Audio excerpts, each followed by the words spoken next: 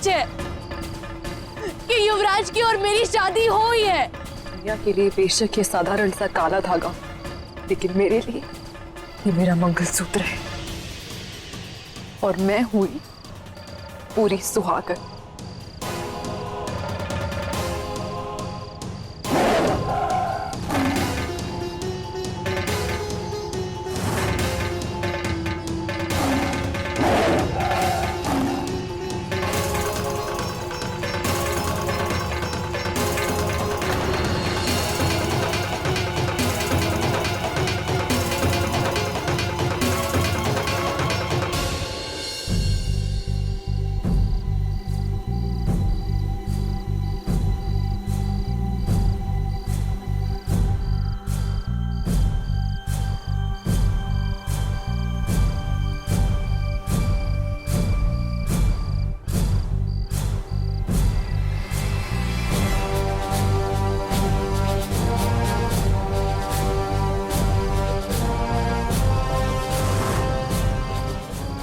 उस लड़की यहाँ क्या कर रही है?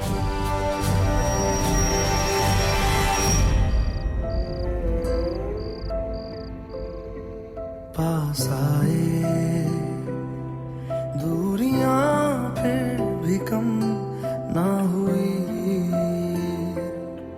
एक अधूरी सी हमारी कहानी रही। आसमां को जमीन ये जरूरी नहीं, जा मिले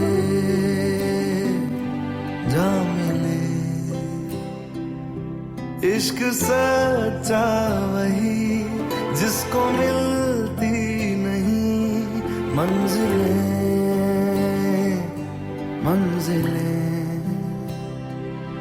रंग थे नूर था जब करीब तू था, एक जन्नत सा था ये जहां।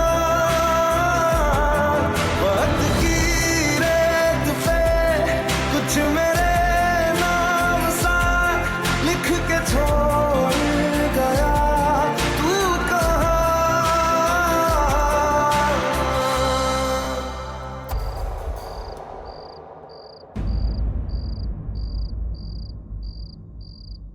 हमारी अधूरी कहानी, हमारी अधूरी कहानी, हमारी अधूरी कहानी। ऐसी बदचलन हरकत? यहाँ कोई होली मिलन चल रहा है जो युवराज माधव से ऐसे लिपट गई हो?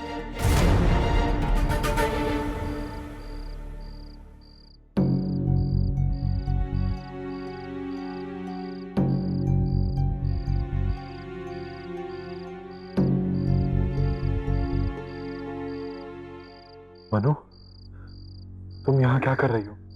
गले मिल रही है आपसे, और क्या? सवाल यह है कि हम सब यहाँ क्या कर रहे हैं? आप सबके साथ छल हुआ है।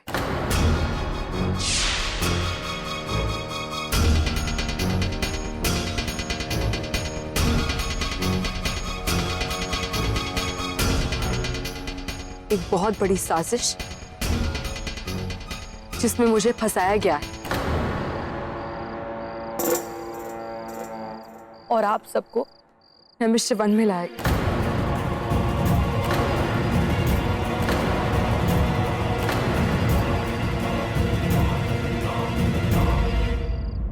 साजिश? हाँ, साजिश। मैं निर्दोष हूं और मेरे निर्दोष होने का सबूत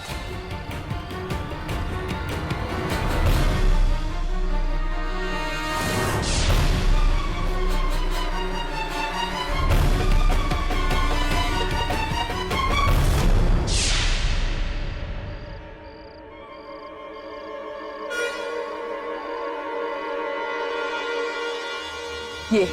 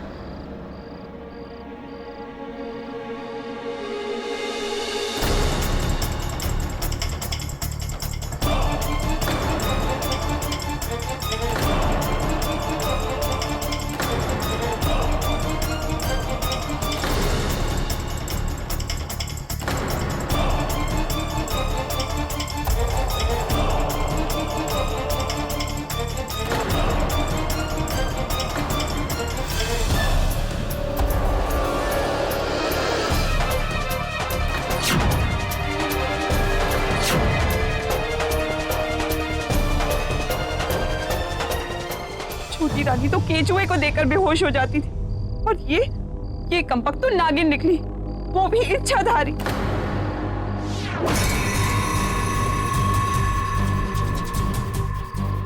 राजकुमारी रूपलेखा? क्षमा कीजिए महाराज, ये हमारी बेटी रूपलेखा नहीं है।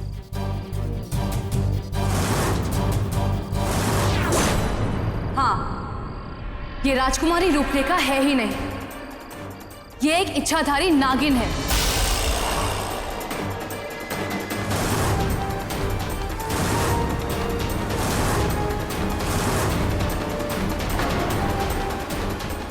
जिसका नाम माया है।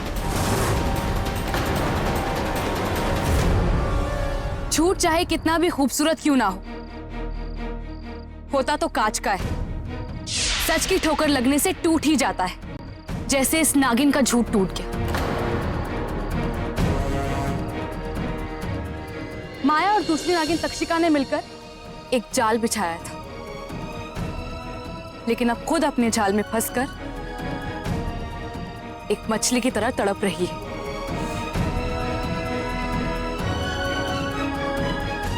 माया और तक्षिका दोनों ने मिलकर अब सभी लोगों को अपने काले जादू के घेरे में ले लिया था।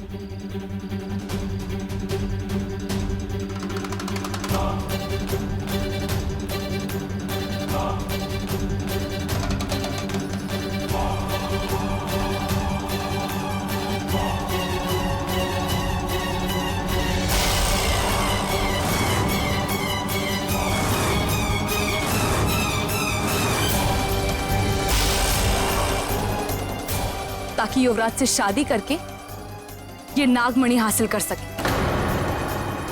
लेकिन ये भूल गई थी कि चिंगारी चाहे कितनी भी क्यों ना चमक ले, पानी की एक बूंद उसे मिटा ही देती है।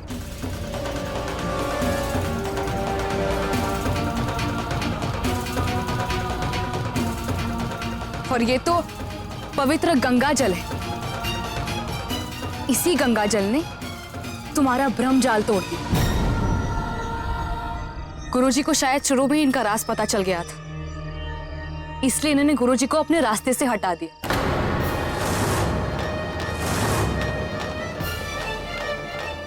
उनकी लाश मिली सबको, लेकिन इल्जाम आया सिर्फ मुझ पर, क्योंकि ये जानती थी कि नागमणि तक पहुंचने के लिए इसे सबसे ज्यादा खतरा है तो मुझसे, एक देव रक्षिका से।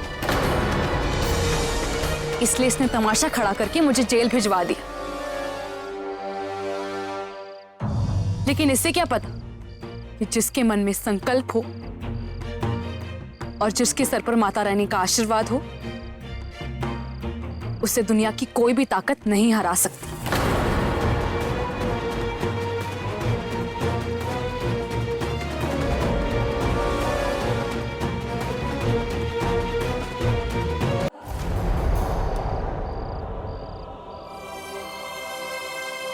हम आपसे देवरक्षक बनने का हक छीनते हैं। मनु,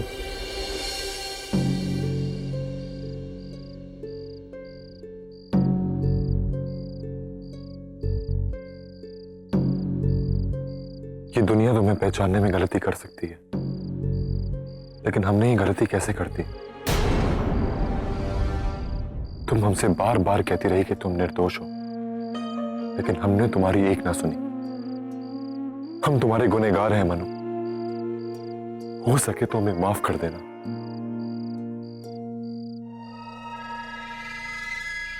देवरक्षिका, हमें भी माफ कर दीजिए, हम लोग भी धोखे में आ गए थे। सैनिकों, बंदी बना लो इस नागिन को।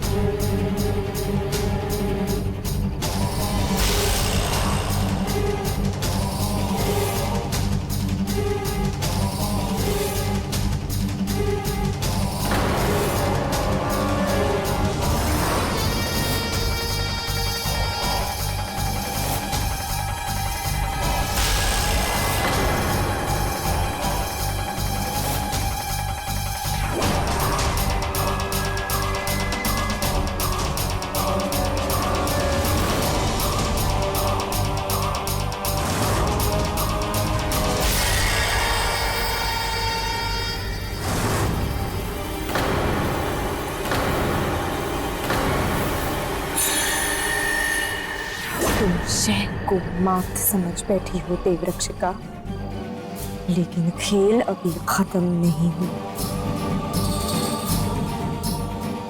अभी ना ही तुम जीती हो और ना ही मैंने हार मानी है।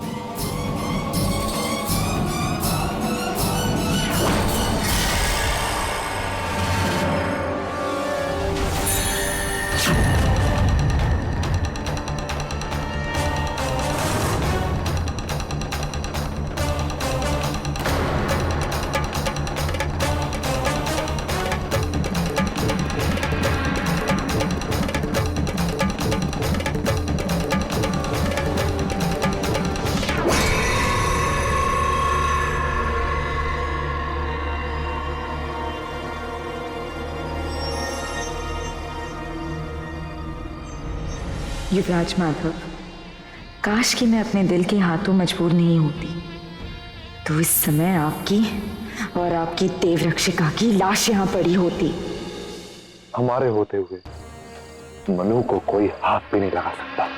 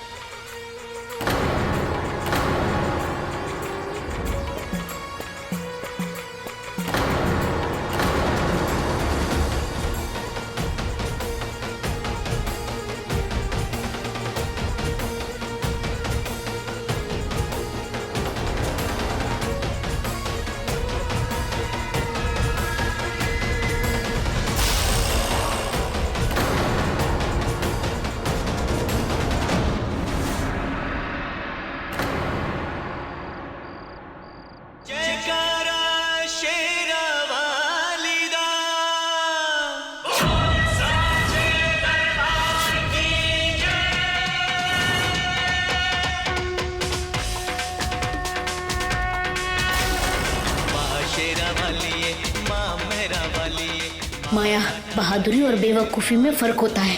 अभी इनसे मुकाबला करना बेवकूफ़ी है। चलो यहाँ से, हमें चलना चाहिए।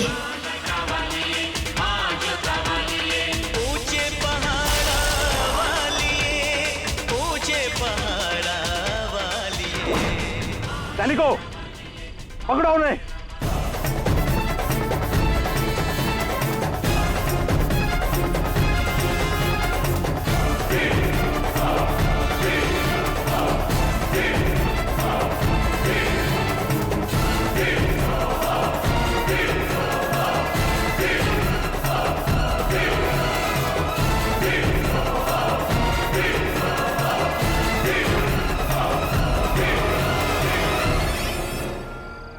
हमें यहाँ से निकलना होगा।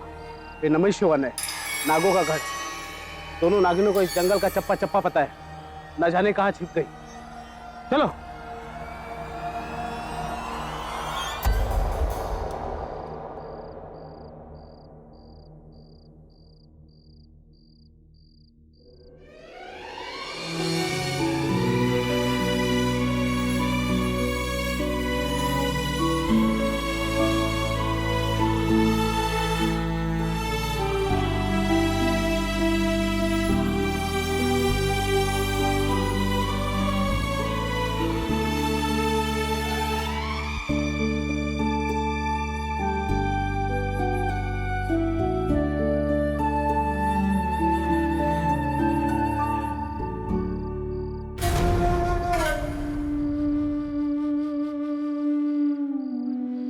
तुमने अपनी जान की बाजी लगाकर हम सबकी जान बचाई है मनु।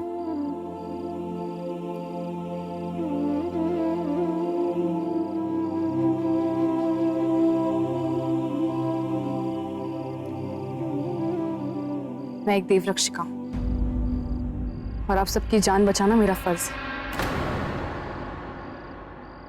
देवरक्षिका, आप अपना फर्ज निभा रही थी। बादल के टुकड़े की तरह तपती धूप के नीचे आप हमें छांव दे रहे।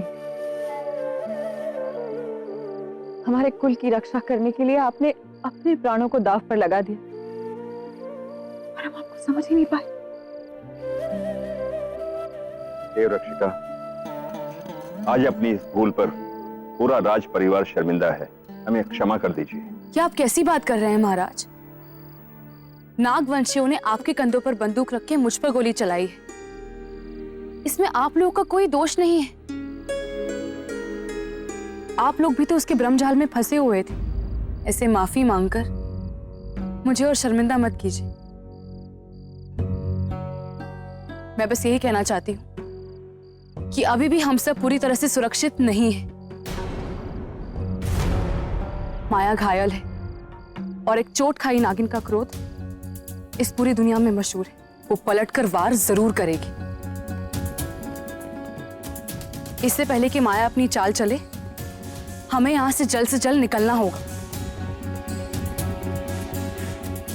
सांप का काटा तो पानी भी नहीं मांगता, और अगर हमें सांप ने डस लिया तो ये सब मुए तो हमें जंगल में ही छोड़ के चले जाएंगे। हाय बेचारी हम छोटी रानी। देवरक्षिका, आपको पता है ना, आपका फर्ज सिर्फ युवराज माधव को बचाना नहीं है, हम सबकी सुरक्षा करना है। तो आप कुछ करिए ना, जरा बीन ही बचा दीजिए ताकि वो सपोले भाग जाए। आप फिक्र मत कीजिए छोटी रानी, जब तक मैं जिंदा हूं आप लोगों को कुछ भी नहीं होगा। लेकिन हम इस जंगल से बाहर कैसे निकलेंगे? चारों ओर तो नागवंशी होंगे।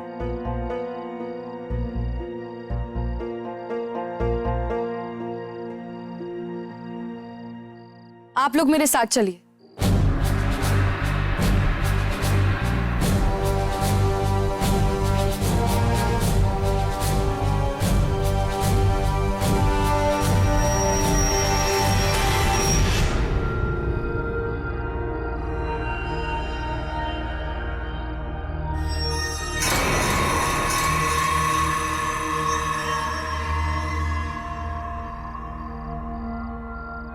तूफान में डूबना तो कश्ती की किस्मत में ही लिखा होता है, लेकिन जब एक नाव किनारे पर आते आते डूब जाए उसको क्या कहें? इतने सालों बाद वो पल आने ही वाला था जब नागमणि वापस नागवंशियों के पास आ जाती, लेकिन उस देवरक्षिका ने आखिरी वक्त पर आकर सब बर्बाद कर दिया। देवरक्षिका ने मौत के मुंह में घुसकर सबकी जान बचाई है ना, लेकिन वो देवरक्षिका को मुझसे कौन बचाएगा?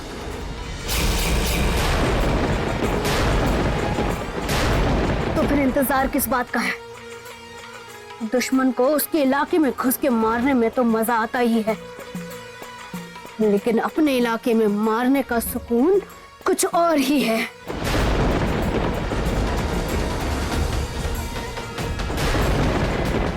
देवरक्षिका, तुम अपने आप को कुछ ज्यादा ही तेज समझती हो ना, लेकिन तुम शायद भूल गई हो कि मौत की चाल के सामने इंसानों की चाल कुछ भी नहीं होती। देवरक्षिका की मौत तो निश्चित है, और वो भी आज इसी नैमिष्य वन में।